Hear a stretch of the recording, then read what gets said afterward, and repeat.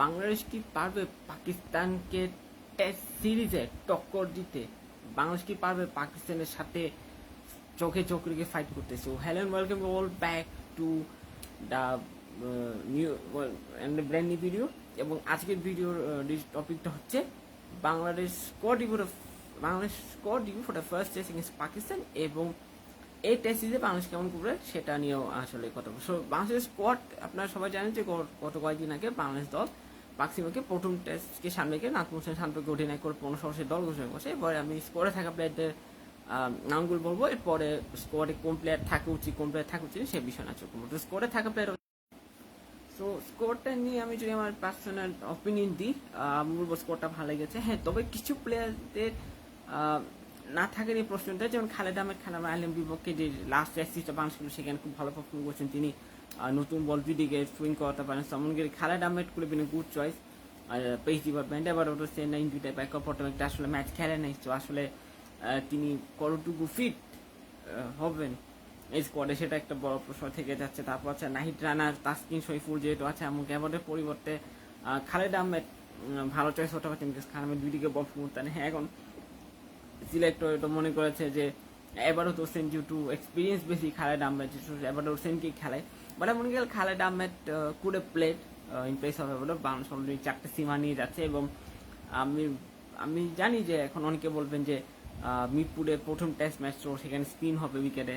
আমি মনে করি যে বাংলাদেশ পেসারদের উপর যে একটা কনফিডেন্স রাখছে টিম ম্যাচ বেশ ভালো, বিকজ একটা সময় আমরা স্পিন ডিপেন্ডেন্ট টিম ছিলাম, বাট এখন আমাদের পেসাররা অনেক ভালো করতেছে। আমি মনে করি যে 4জন পেসার স্কোয়াডে থাকা খুব ভালো, বাট খালেদ আহমেদ কেমন করে স্কোয়াডে রাখা যেত।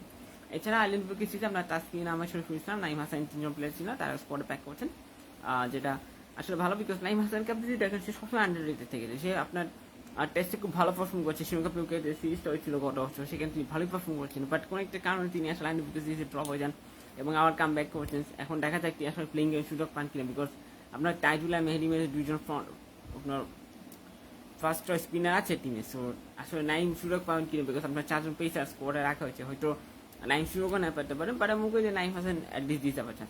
আচ্ছা, এবার আছেন তানজিদ হাসান তামিম ও মোহাম্মদ হাসানকে নিয়ে কিছু বলেন। তানজিদ হাসান তামিম তার ফার্স্ট ক্লাস অ্যাভারেজ হচ্ছে 40, তিনি ফার্স্ট ক্লাসে 650 আর 5টা রান করেছেন। তিনি মোহাম্মদ হাসান হচ্ছে আসলে কম ম্যাচ খেলেছেন।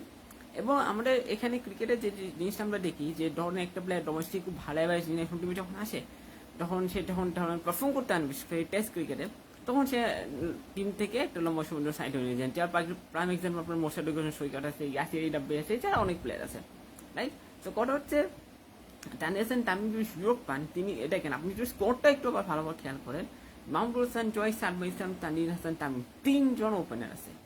এবং এটা নতুন না যে বাংলাদেশ স্কোয়াডে 4-5টা ওপেনার রাখে। এর আগে শ্রীলঙ্কা বিপক্ষে সিরিজ আমরা এরকম দেখছিলাম যে স্কোয়াডে 4-5জন ওপেনার ছিল। এটা হয়তো একটু ডিবেটেবল ডিসিশন হতে পারে যে এতগুলো ওপেনার রাখার কারণটা কি, বাট আমি বলি তানজিদ হাসান তামিম যদি খেলা শুরু করেন, I think he will do better. হ্যাঁ, এখন তানজিদ হাসান তামিমকে নেওয়ার পিছনে একটা কারণ আছে, আপনার ওপেনার একটু ডিফেন্সিভ খেলে। সো তানজিদ হাসান তামিম একটু এগ্রেসিভ কাইন্ড অফ প্লেয়ার, তিনি বলারদের উপর অ্যাটাক করতে খুব পছন্দ করেন। So obviously test cricket is a different format than white ball cricket, right? So obviously ওই জায়গাটাতে আসলে তানজিদ হাসান তামিম যদি সুযোগ পান নিজেকে কীভাবে অ্যাডাপ্ট করেন এবং তিনি আসলে কয়টা ম্যাচ খেলার সুযোগও পাবেন, সেটাও কিন্তু একটা বড় প্রশ্ন থেকে যাচ্ছে। তানজিদ হাসান তামিমের ক্ষেত্রে একটা জিনিস যেটা খুব লক্ষ্য করি সেটা হচ্ছে তার ফুট মুভমেন্ট। তিনি অনেক সময় শর্ট খেল দিকে বুঝতে হয় না কি করবেন, তিনি কি ব্যাক ফুটে খেলবেন না ফ্রন্ট ফুটে খেলবেন, তিনি অ্যাটাকিং শর্টস খেলবেন না ডিফেন্সিভ শর্ট খেলবেন, এটা তিনি বুঝতেন না। তিনি যতক্ষণ ডিসিশন না ততক্ষণ লেট হয়েছে, এবং তিনি চেষ্টা করেন সবসময় বলটাকে প্রেসার রাখতে, it is good thing. But এটাও মনে রাখতে হবে তাকে যে দিস ইজ কমপ্লিট ডিফারেন্ট। না আপনি ডোমেস্টিকে যে ধরুন বলকে বেস করছেন বা ডোমেস্টিকে যে ধরুন পিচে পারফর্ম করছেন, এখানে আপনি সেম জিনিস পাবেন না। So Tanzid Hasan Tamim test cricket নিজেকে কীভাবে অ্যাডাপ্ট করতে পারে সেটা এখন দেখার বিষয়। আমি কয়েক মাস আগেও কিন্তু তানজিদ হাসান তামিমের টেস্ট টিমে টেস্টে তাকে না মানে খুব বিরোধিতা করছেন, বিকজ তানজিদ হাসান তামিম এখন পর্যন্ত খেলার জন্য রেডি না। বাট আমি মনে করি এটা একটা বোল্ড ডিসিশন, বিকজ আমরা একজন এগ্রেসিভ ওপেনার অবশ্যই লাগবে, মডার্ন ডে টেস্ট ক্রিকেট আপনার এগ্রেসিভ ওপেনার অবশ্যই লাগে। সো ওই জায়গাটাতে মনে করি যে Tanzid Hasan Tamim is a good option. But সেই যদি সুযোগ পায় সে কীরকমভাবে পারফর্ম করে বা টিম ম্যাচম্যান কীভাবে তাকে ব্যাক করবে, নাজমুল হাসান কীভাবে তাকে ব্যাক করবে, সেটা কিন্তু একটা প্রশ্ন দিয়ে যাচ্ছে। এই প্রশ্ন অমিত হাসানের কথা। অমিত হাসান ডোমেস্টিক ক্রিকেটে লাস্ট কয়েক বছরের বেশ ধারাবাহিক পারফর্ম করে গেছেন, এবারে এনসিএল একটা সেঞ্চুরি করছেন, সিলেট হয়ে খেলেন তিনি BCL A, NCL sorry. So is a good player, তার ফার্স্ট ক্লাস এভারেজ 46, তিনি তামির থেকে অনেক বেটার পারফর্ম করছেন ফার্স্ট ক্লাসে, বেশ 40টা পর ম্যাচ খেলেছেন। সো ট্রানজাকশন টাইমের এক্সপিরিয়েন্স একটু বেশি তার, বাট যেহেতু আমাদের একটু মিডল অর্ডার ব্যাটার, প্লাস হচ্ছে আমরা মিডল অর্ডার নাজমুল শান্ত, লিটন দাস, মুশফিকের মতো প্লেয়াররা থাকার কারণে আসলে অমিত হাসান সুযোগটা পাবেন কিনা সেটাও একটা বড় ফ্যাক্টর। এবং অমিত হাসান যদি সুযোগ পান তিনিও সেটাকে কীভাবে ইউটিলাইজ করেন, কীভাবে ক্যাপিটালাইজ করবেন, সেটা কিন্তু একটা বড় প্রশ্ন এখানে থেকে যাচ্ছে। বিকজ আমরা এখানে যে জিনিসটা আমরা দেখি যে ধরেন একটা প্লেয়ার যখন সুযোগ পাই, যখন সে পারফর্ম করতে পারে না, অনেক সময় তাকে টিম ম্যানেজমেন্ট ব্যাক করে না, ক্যাপ্টেন তাকে ব্যাক করে না, তাকে সে কোনো একটা স্ট্রেঞ্জ কারণে কোনো একটা এক্সকিউজ দিকে তাকে দল থেকে ড্রপ করে দেওয়া হয়। এরপর সে ধরেন ডোমেস্টিকে যতই পারফর্ম করুক না কেন ন্যাশনাল টিমে সে পারফর্ম করতে, ন্যাশনাল টিমে তার পক্ষে আর কামব্যাক করা পসিবল হয়নি। যে আমি শুরুতে এই যে কিছু আগে আপনার আমি মোস্তারিক হোসেন, সৈকত এবং ইয়াসিয়ারের কথা বললাম, তারাও দুজনে কিন্তু ডোমেস্টিকে ভালো পারফর্ম করে ভালো একটা অ্যাওয়ার্ড নিয়ে ন্যাশনাল টিমে এসেছিলেন, বাট কেউই আসলে টিচ হতে পারেনি।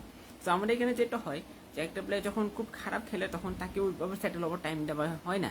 সো এখন অমিত হাসান এবং তানজিদ হাসান তামিম দুজনে খুব ইয়াং প্লেয়ার, দুজনে এখন ওরকম বয়স হয়নি। সো আমি মনে করি তাদেরকে ফিউচারের জন্য আমরা রেডি করতে পারি, এবং এই দুজনকে যত সম্ভব আপনার চান্স দেওয়া উচিত টিমে। বিকজ তারা যত বেশি টেস্ট ম্যাচ খেলবে তারা তত বেশি এক্সপোজার পাবে, তারা তত বেশি শিখবে যে টেস্ট ক্রিকেটে কীভাবে নিজেদেরকে অ্যাডাপ্ট করতে হয়।